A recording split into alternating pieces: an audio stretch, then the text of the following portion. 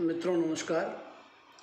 आज मैं मेरे जो इससे वीडियो का विषय है आधुनिक राजस्थान में अकाल, फैमिन्स इन मॉडर्न राजस्थान। ये आधुनिक भारत और आधुनिक राजस्थान दोनों के आर्थिक इतिहास का विषय है। आर्थिक इतिहास मेरी स्वयं की बड़े रुचि का विषय रहा है। जब मैंने 1976 में एमए पास किया था तो एमए में मॉडर्न इंडिया के स्पेशलाइजेशन के अंतर्गत आधुनिक भारत का आर्थिक इतिहास पढ़ाया जाता था। और वो आर्थिक इतिहास से मैं इतना प्रभावित हुआ कि मैंने भी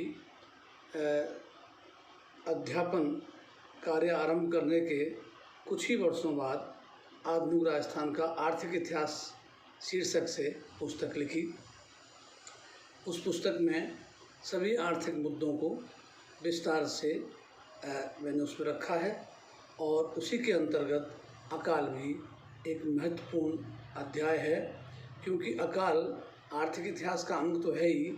सबसे प्रमुख ये कृषि इतिहास जो है, किसान समुदाय और कृषि का जो इतिहास है उसका महत्वपूर्ण अंग है। यदि हम राजस्थान के संदर्भ में अकालों को देखें तो एक बड़ी ही अलग तस्वीर हमारे सामने उपस्थित होती है। इसमें हम जैसे देखते हैं कि राजस्थान के जो दूसरे नाम हैं इसे मरुभूमि और मरु प्रदेश के नाम से भी जानते हैं। और मरु से मतलब मृत्यु से है, मृत्यु का प्रदेश। तो जो मरुदेश है ये हमेशा से ही अकाल के लिए भी जाना जाता रहा है। जिस समय अकालों की विभीषिका राजस्थान में बहुत अधिक थी, उस समय एक कहावत प्रचलित थी जो स्वयं अकाल अपने मुंह से कहता है। फैमिन जो है वो अपने मुंह से कहता है। पग पुंगल एक एरिया है राजस्थान का, उत्तरी राजस्थान में। पग पुंगल सिर मेड़ता उदरज बीकानेर, भूलो चूको जोधपुर थावो जैसलमेर। इसका मतलब ये हुआ कि जो अकाल है वो पुंगल से लेकर के बीकानेर तक विस्तृत है, जिसमें मेड़ता तक, मेड़ता बीच में आ जाएगा बीकानेर, और उसके बाद ये जोधपुर में है, और थावो जैसलमेर, जैसलमेर तो उसका एक तरह से परमानेंट रेजिडेंस है, उसका थांबा है, उसका ठिकाना है। तो इस तरह से इससे पता चलता है कि राजस्थान अकालों से कितना पीड़ित रहा है। और यदि आपने बचपन में कुछ ग्रामीण अंचल की खास तौर पर दादी नानी की कहानी सुनी होंगी, उनमें अकाल जवाल पड़ने की बात खास तौर पर आती है।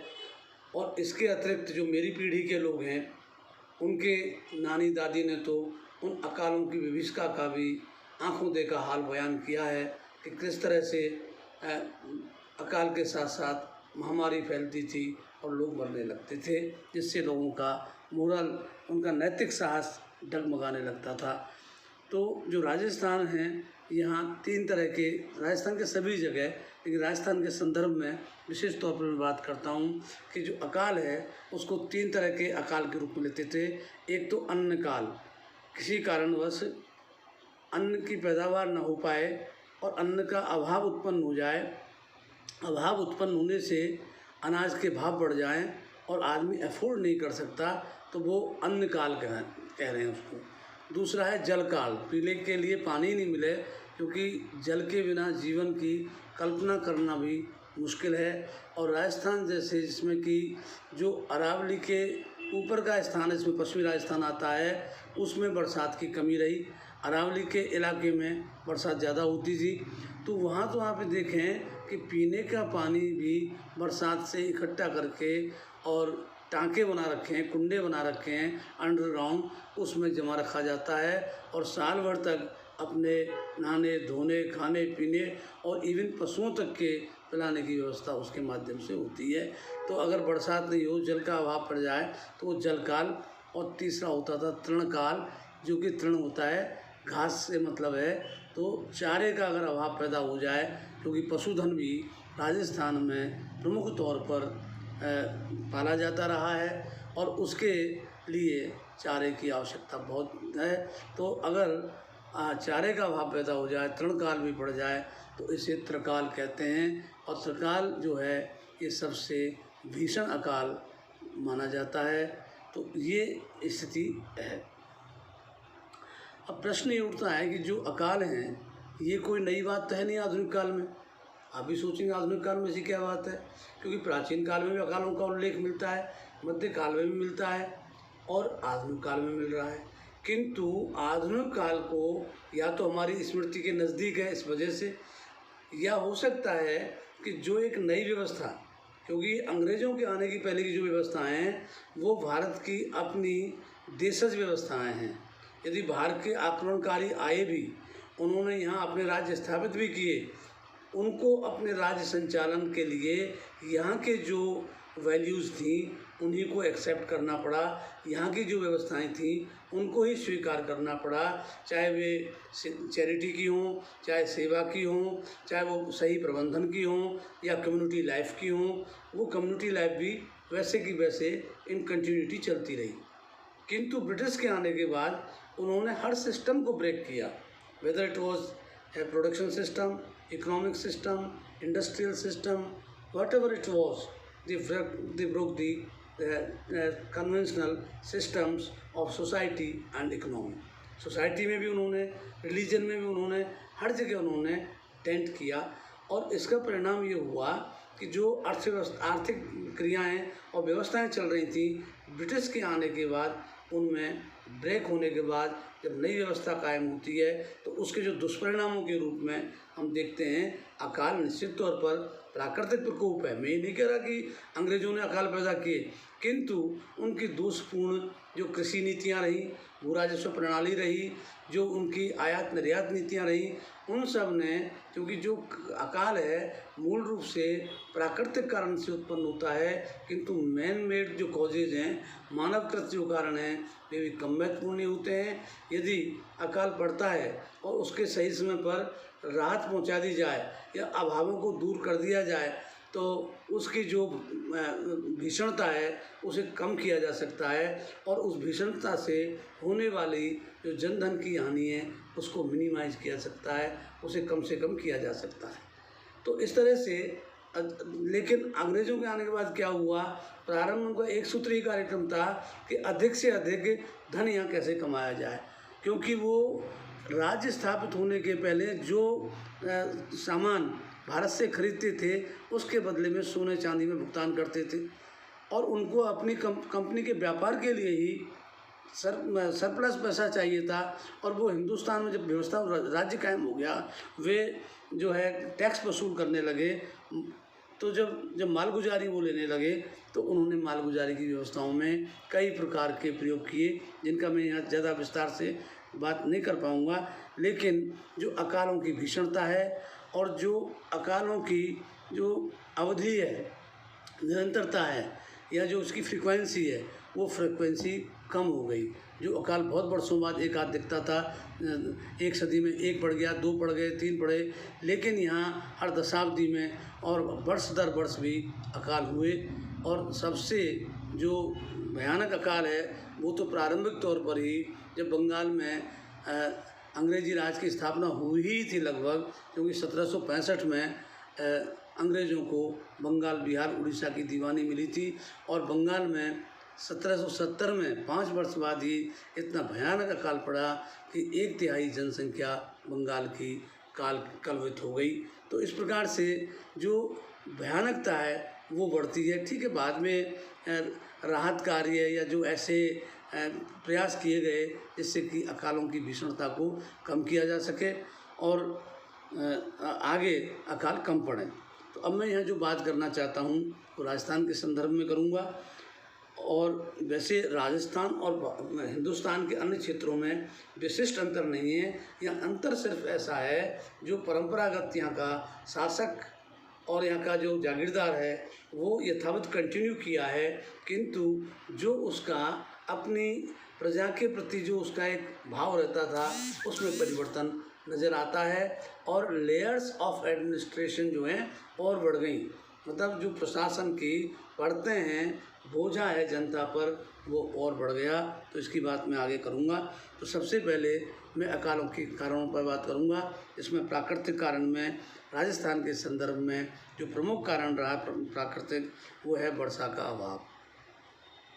एक तो वैसे हम बरसात कम होती है, और वर्षा कम होने का सबसे बड़ा दुष्परिणाम ये होता है खरीफ की फसल का नष्ट हो जाना।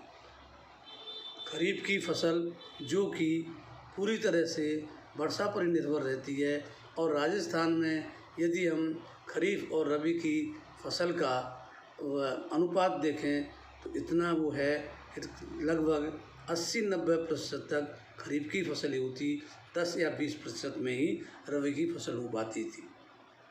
तो जब खरीफ की फसल बरसात का अभाव हो या समय पर ना हो तो इससे खरीफ की फसल का नष्ट होना स्वाभाविक था। और अगर खरीफ की फसल नष्ट हो गई तो जो राजस्थान के असंख्य जनसंख्या है जो खाद्यान्न और चारे के लिए खरीफ की फसल पर ही निर्भर करती थी, तो स्वाभाविक तौर पर अन्न और चारे का अभाव तो उत्पन्न होना स्वाभाविक सी बात थी। आगे हम देखें खास तौर पर पश्चिमी राजस्थान में जो वर्षा का जल है, उस बरसात के जल को ही एकत्रित करके उसको प्योरीफाई करके अपने यहाँ टाँकों में जमा करके वो पीने के काम में लिया जाता था। यदि बरसात नहीं होगी तो उनके जो टाँके हैं वो बरसात के आने तक लगभग खाली हो चुके होते हैं, तो पुनर्भरण नहीं होगा, और पुनर्भरण नहीं होगा तो जल का अभाव पैदा हो जाएगा। तो इस तरह से वर्षा का अभाव राजस्थान में त्रिकाल का कारण बनता था।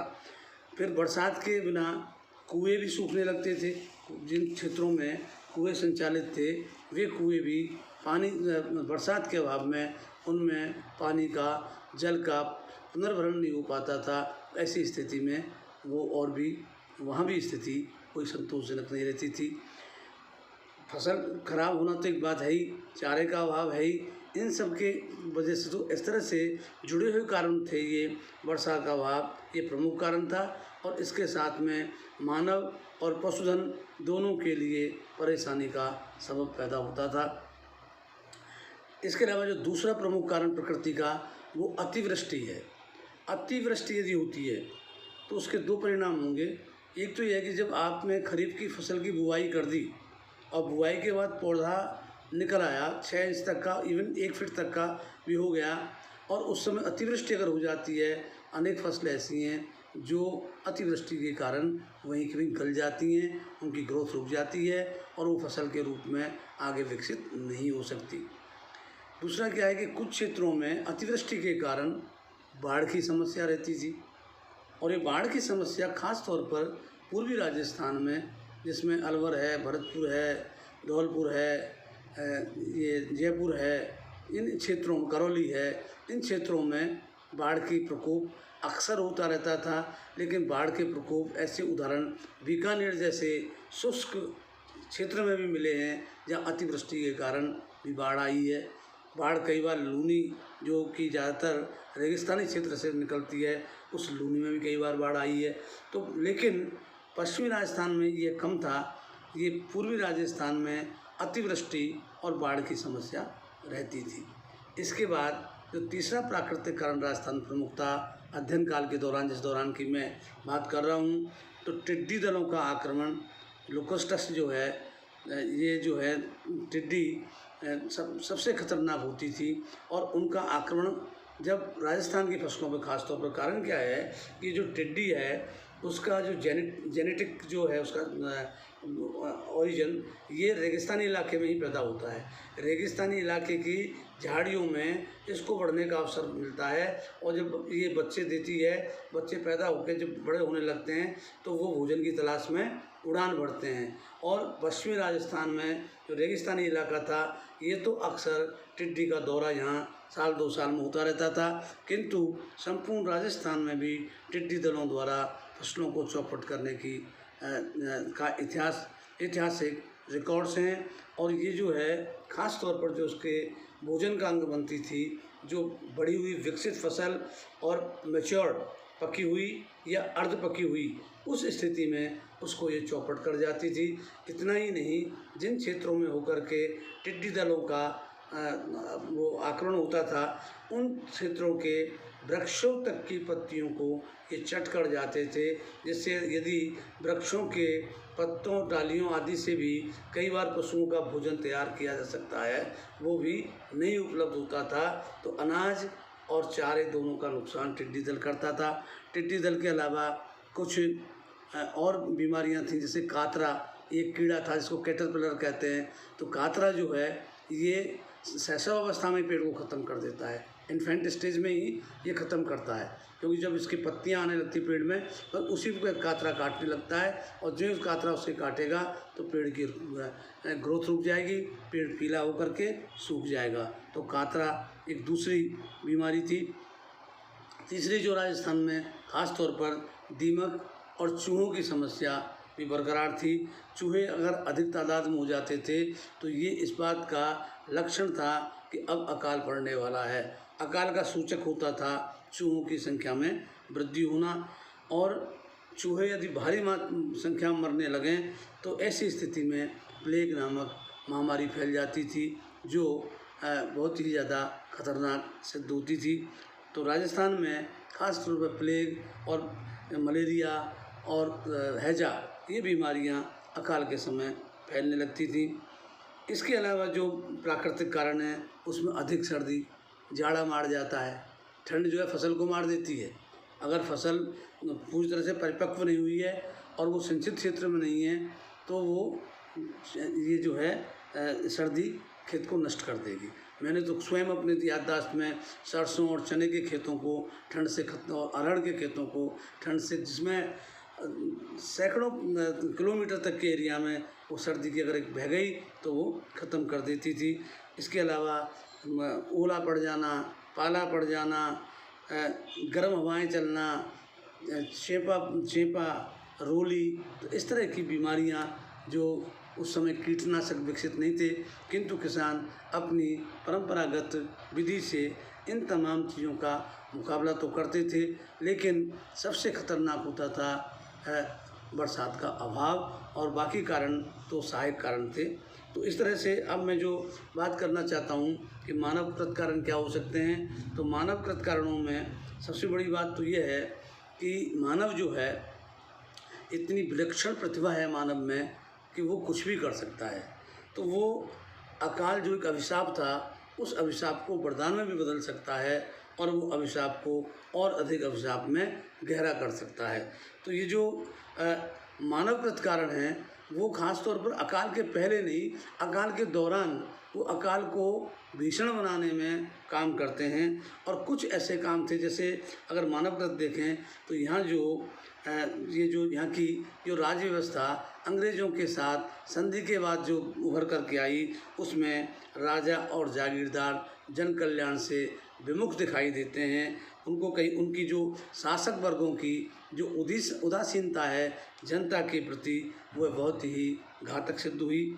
इसके अलावा राहत कार्यों, अकाल राहत कार्यों की अपर्याप्तता, ये ख़ास तौर पर एक फैमिन कोड है, उसमें मुझे उर्दू मिला था, कहत के इंतज़ाम की किताब। उस किताब को जो मैंने पढ़ा, उन्होंने साफ तौर पर कहा कि खालसा के क्षेत्रों में तो अकाल राहत के कार्य फिर भी होते हैं, लेकिन सबसे अधिक जो क्षति होती है जनसंख्या की, लोग भूख के कारण और अन्य कारणों से मरते हैं, वो जागीर क्षेत्रों में हैं, क्योंकि जागीरदार जो हैं कोई राहत कार्य आरंभ नहीं करते, और जागीर क्षेत्रों में लगभग राहत कार्यों का अभाव है।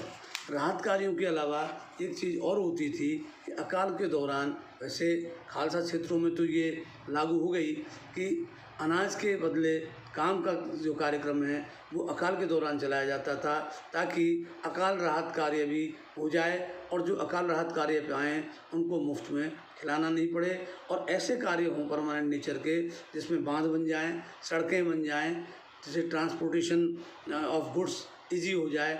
कई बार होता था भारत के अन्य भूभागों में सामग्री उपलब्ध है, किंतु ट्रांसपोर्टेशन की प्रॉपर सिस्टम के कारण वो विलम्ब से पहुंचता है पीड़ित तक, वो एक लंबी चौड़ी व्यवस्था है। तो जो ये व्यवस्थाएं हैं, ये व्यवस्थाएं ही अकाल के लिए जिम्मेदार थी।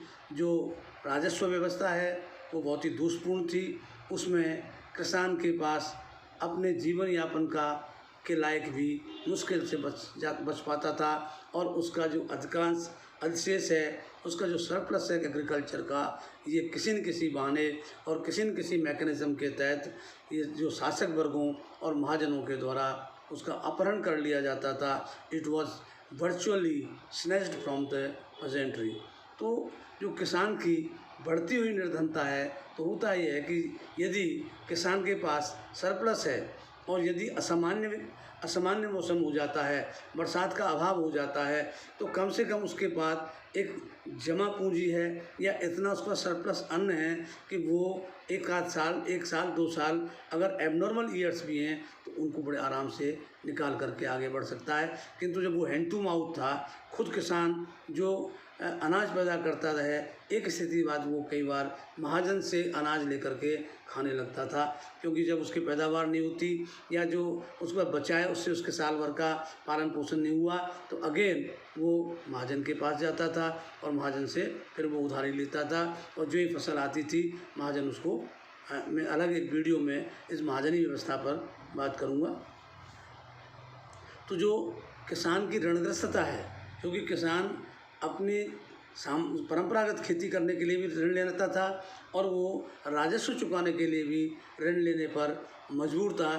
तो किसान की बढ़ती हुई निर्धनता और उसकी ऋणग्रस्तता भी अकालों को और भयानक बना देती थी। किसान स्वयं सक्षम नहीं था, वो आत्मनिर्भर नहीं था और वो अकालों का मुकाबला इंडिविजुअल लेवल पर नहीं कर सकता था। ये तो सामूहिक तौर पर सरकारी व्यवस्था के अंतर्गत ही हो सकता है। इसके अलावा जो मानवकृत कारण होते थे, वो जमाखोर अपनी कला दिखाते थे। जो जमाखोर ये आकलन करके सट्टे भी इसलिए लगते थे भावों के कि अगर बरसात कम हो रही है, अकाल पड़ सकता है, अनाज के भाव बढ़ सकते हैं, तो अनाज का भंडारण कर लिया जाता था। और कई बार ये भी है जो आयात निर्यात नीति थी उसमें कुछ एक दोष थे। कई बार अधिक खाद्यान्नों का एक क्षेत्र से दूसरे क्षेत्रों में निकासी हो जाती थी और जब बाद में पता चला कि यहाँ अभाव पैदा हो गया है तो निकासी पर रोक लगाई जाती थी। तो एक प्रॉपर जो एक आयात निर्यात नीति होनी चाहिए थी, उसका अभाव था, क्योंकि सूचना ही विलम्ब से मिलती थी, तब तक बहुत बड़ा नुकसान हो चुका होता था। ये अकाल के कई डॉक्यूमेंट्स में लिखा हुआ है कि जमाखोर जिस तरह से न केवल अनाज की जमाखोरी करते हैं बल्कि यहाँ चारे की जमाखोरी भी पैदा हो गए हैं, तो चारे तक की जमाखोरी होने लगती है। और जब पता चलता है सरकार राज्य को, तब तक बहुत बड़ा नुकसान हो चुका होता है, तब उन पर पाबंदियाँ या उन पर निगरानी रखने का काम शुरू होता है। इसके अलावा जो प्रत्येक राज्य की अपनी अपनी जो राहदारी की नीति थी, सीमा शुल्क वसूल किए जाते थे, चुंगियाँ वसूल की जाती थी, ये भी माल के फ्रीक्वेंटली आने जाने में बाधा उत्पन्न करता था। फिर सबसे बड़ी बात ये थी, अकाल के दौरान वैसे ऐसी व्यवस्था आ गई थी कि या तो भू राजस्व को माफ़ कर दिया जाए, और माफ़ नहीं किया जाता है तो उसको मुलतवी कर दिया जाए, और जब अच्छा मौसम होगा तो अच्छी फसल जब होगी उस बार जो रह गया है पुराना बाकी उसको वसूल कर लिया जाए। जबकि होना ये चाहिए था, जिस वर्ष अकाल पड़े उस तरह के अकाल को माफ़ कर देना चाहिए था। और 1899-1900 का राजस्थान में एक अकाल पड़ा जो पूरे भारत में ही था, यहाँ उसे छप्पनिया अकाल के नाम से उसकी स्मृतियाँ हैं, जिसको लेके आज भी ये गाना चलता है, छप्पनियारी साल फिर मत आज हमारी मारवाड़ में। तो आप देखिए, छप्पनियारी साल जो थी सबसे खतरनाक थी। तो उस समय एक अकाल आयोग बना और 1901 के, ये क्योंकि 1899-1900 का ये अकाल है छप्पनिया अकाल, और इसको छप्पनिया इसलिए कहते हैं कि ये संमत 1956 का था, इसलिए इसको छप्पनिया अकाल कहते हैं। बाकी वर्ष ये 1899-1900 था। तो 1901 का जो अकाल आयोग था, उस आयोग ने एक बेहूदी अनुशंसा की थी। उसमें ये था कि जो राजस्व अदा करने में कैपेबल हैं उनका राजस्व माफ़ न किया जाए और ना मुलतवी किया जाए। उसमें उन्होंने 2 चीज़ों का खास उदाहरण दिया। एक तो जो समृद्ध जमींदार है, जमींदार का थोड़ा बड़ा लैंडलॉर्ड है, और दूसरा जहाँ के राजस्व मनी लेंडर की गारंटी के तहत पे किया जाता है, वो मनी लेंडर से वसूल कर लिया जाए, वो अपनी आसानी से वसूल करता रहेगा। तो ऐसी व्यवस्थाएं थी। तो इन सब में मानवकृत व्यवस्थाएं भी जो है अमानवीय थी और मानवीय चेहरे का उनमें अभाव था। तो राजस्थान के जो प्रमुख अकाल हैं ये जो जिनका मैंने अध्ययन किया है उसमें 1868 से 70 के बीच का काल है, उसके बाद 1877 से 78 का काल है, उसके बाद 1891 से 1892 का काल है, फिर 1896 से 1897 का है, इसके बाद 1899 से 1900 का है, फिर 1905 से 1906 का है, 1915 से 1916 का है और 1939 से 1940 का है। तो ये बड़े 7 अकाल जो है 19वीं सदी के अंतिम 2 दशकों और 20वीं सदी के 4 दशकों, मतलब लगभग 6 दशकों के अंतर्गत ये भयानक अकाल पड़े हैं, जिनकी संख्या 7 है, जो कि और फ्रीक्वेंसी आपने देखी कि कई बार 2 साल बाद ही अकाल आ गया है। तो इस तरह से अकालों की सघनता बढ़ रही है। अब जो इसके दुष्परिणाम हैं, तो इसके विध्वंसात्मक जो परिणाम हैं, सबसे प्रमुख तो जनसंख्या की क्षति है, क्योंकि जनसंख्या जो है कई कारणों से मरती थी, क्योंकि अकाल कभी अकेला नहीं आता था, अकाल के साथ महामारी आती ही थी, जिसमें प्लेग और हैजा और मौसमी बुखार, और सबसे ज़्यादा जो मौतें होती थी वो मौसमी बुखार से होती थी। जितनी प्लेग और हैजा से नहीं होती थी, उससे ज़्यादा मौसमी बुखार से अधिक मौतों की जानकारी मिलती है। और इसके अलावा भूख से भी लोग मर जाते थे, इसमें ख़ास तौर पर छोटे बच्चे, वृद्ध लोग, ये इनकी सबसे पहले ये काल का शिकार बनते थे। और 1868-70 जिसकी बात कर रहा हूँ, पहले भीषण काल की, उसमें लगभग 1/3 जनसंख्या राजस्थान की मृत्यु को काल में चली गई। सबसे भयानक अकाल था। जो वर्णन उस समय के नरेटिव्स मिलते हैं, उनमें ये तक मिलता है कि सड़क किनारे पशुओं के तो स्केलेटन दिखाई देते थे, उनके पहाड़ खड़े हो गए थे और चील कौवे मंडरा रहे थे, लेकिन रोड साइड पर मानव की लाशें भी दिखाई देती थी। तो इससे जो ज़्यादा भयानक अकाल है वो 1899-1900 का 56वां अकाल है, जिसमें भी लगभग मोर देन 1/3 जनसंख्या नष्ट हो गई। इसके अलावा 1905 और 6 का 62वां अकाल भी उतना ही भयानक था। तो जो 56वां अकाल है 1899-1900 का, उस समय का जन्म और मृत्यु दर का भी आकलन किया है, जिसमें जन्म दर 6.21 है और मृत्यु दर 19.2 है।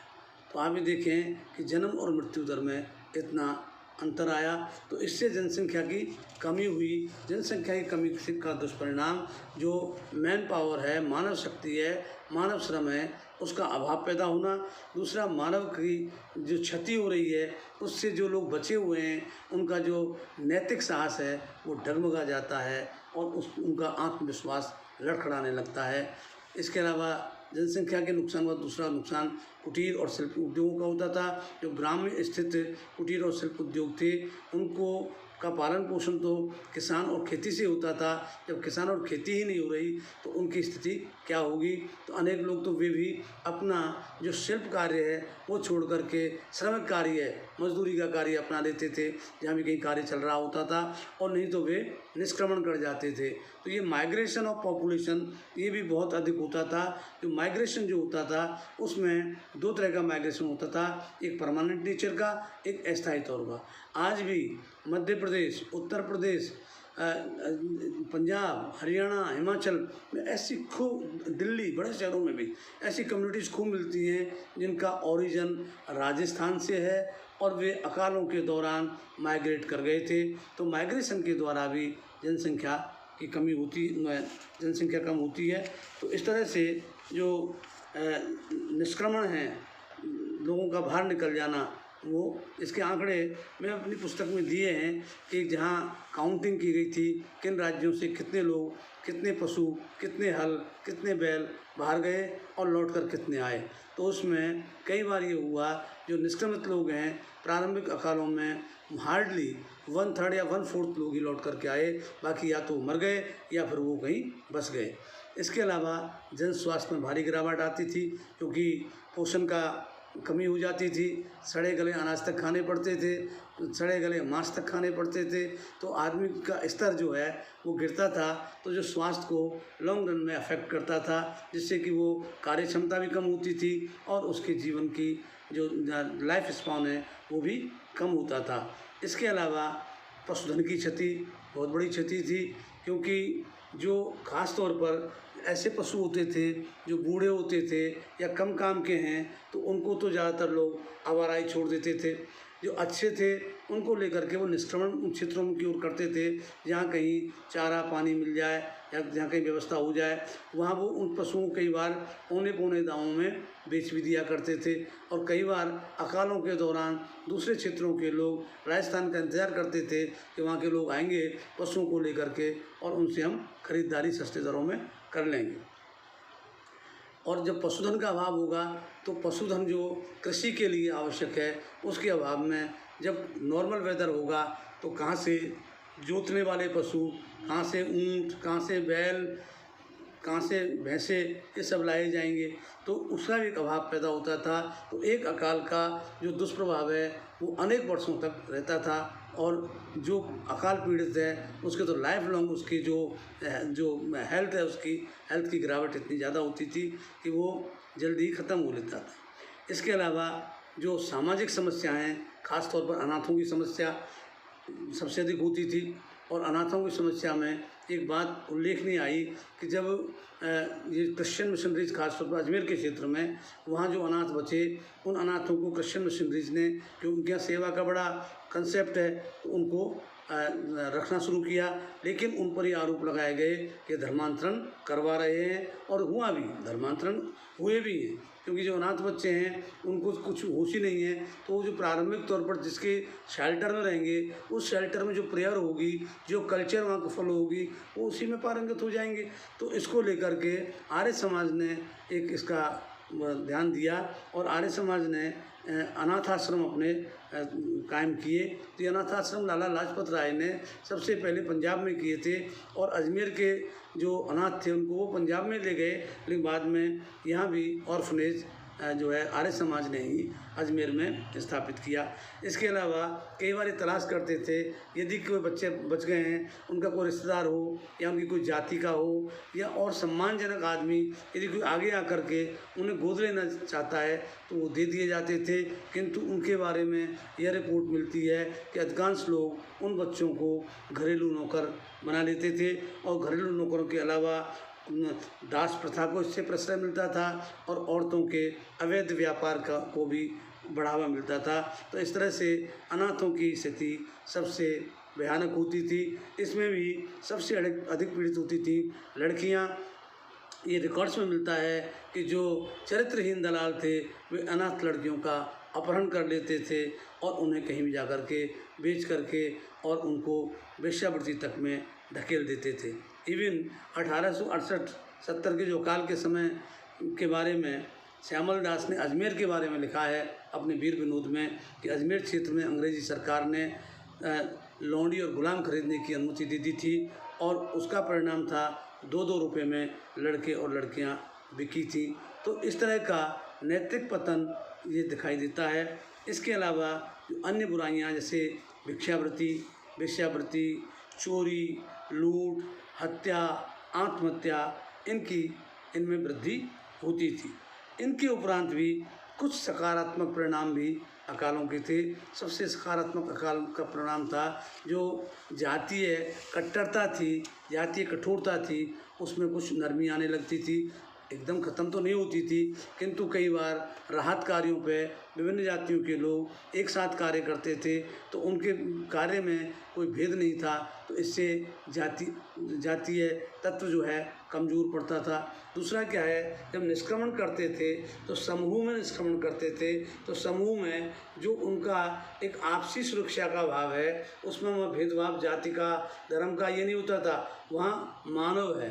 तो जो मानवीय, एक तरफ मानवीय मूल्यों में गिरावट भी आ रही है लेकिन दूसरी तरफ मानवीय मूल्यों में वृद्धि होती है कि किस तरह से संकट काल में आदमी एक आत्मीयता स्थापित करके एक बड़े संकट का मुकाबला कर सकता है। इसके अलावा एक रोचक बात जो मिलती है वो ये है कि जो किसान माइग्रेशन करते थे, और किसान ख़ास तौर पर मेजॉरिटी ऑफ किसान तो लौट के आते थे, लेकिन ऐसे किसान जिनके पास भूमि नहीं है तो जहाँ उनको भूमि मिल जाएगी वहाँ काम कर लेंगे। उनका कोई परमानेंट राजस्थान में नहीं था, लेकिन अनेक कम्युनिटीज ऐसी थी परमानेंट ऑक्यूपेंसी ना होने के बाद भी उनको कभी उनकी ज़मीन से बेदखल किया नहीं जाता था। तो वे जब लौटते थे अपने दूसरे क्षेत्रों से आकर के, तो वहाँ से नई फसलों का, नई कृषि का और नई तकनीक का ज्ञान लेके आते थे और उसको छोटे स्तर पर अपने यहाँ अप्लाई करते थे, और यदि उसके अच्छे परिणाम मिलें तो उसका विस्तार किया जाता था।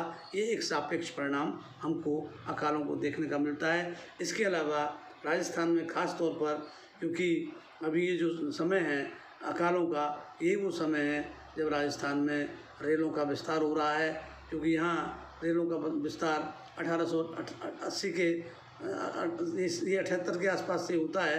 तो 78-80 से जो हुआ है, तो एक तो इसका रेल का, सड़कों का, संचार का, जिसमें पोस्ट एंड टेलीग्राफ वगैरह आवागमन के साधनों का विकास, ये सब जो है एक पॉजिटिव इम्पैक्ट है कि इन पर विशेष ध्यान दिया गया।